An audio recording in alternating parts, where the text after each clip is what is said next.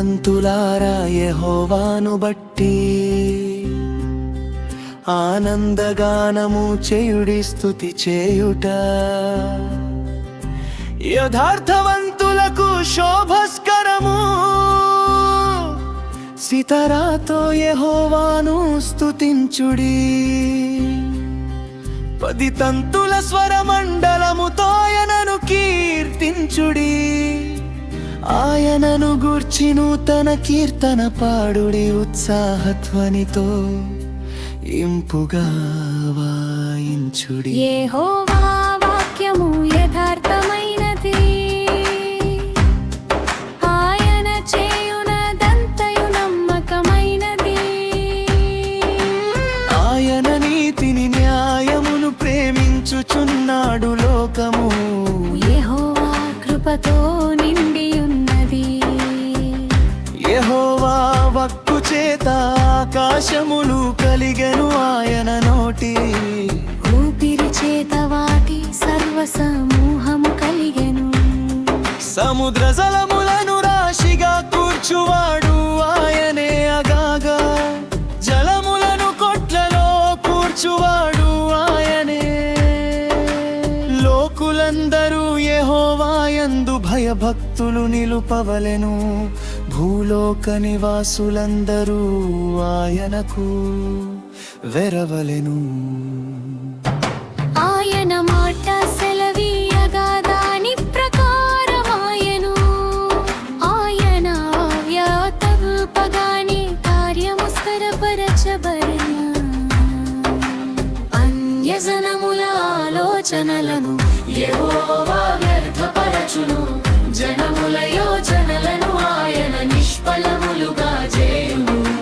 యెహోవా ఆలోచన సదాకాలము నిలుచును. ఆయన సంకల్పలనులు తరతరములకు ఉండును. యెహోవా తమకు దేవుడుగా గల జనులు ధన్యులు. ఆయన తనకు స్వాస్థ్యముగా ఏర్పరచుకొను జనులు ధన్యులు.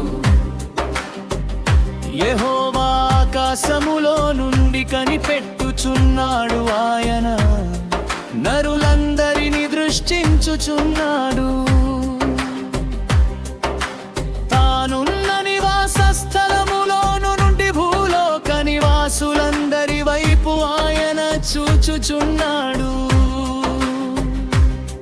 ఆయన వారందరి హృదయములను ఏకరీతిగా నిర్మించినవాడు. వారి ప్రియలనియు విచారించువాడు. వారిని దర్శించువాడు. ఏ రాజును సేనా బలము చేత రక్షింపబడడు. ఏ వీరుడు అధిక బలము చేతి తప్పించుకొనడు. రక్షించుటకు గుర్రము అక్కరకు రాదు. అది దాని విశేష బలము చేత మనుషులను తప్పింపజాలదు. వారి ప్రాణమును వదల నుండి తప్పించుతమును. కొలెమును వారిని సజీవులనుగా కాపాడుటకును.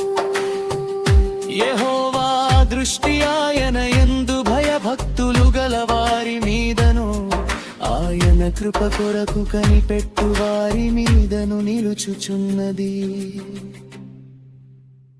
మనము యెహోవా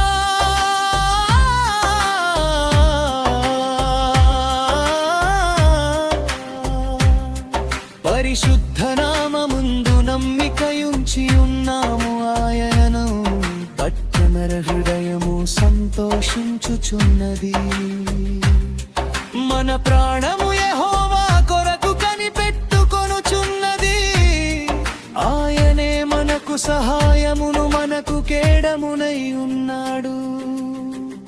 యెహోవా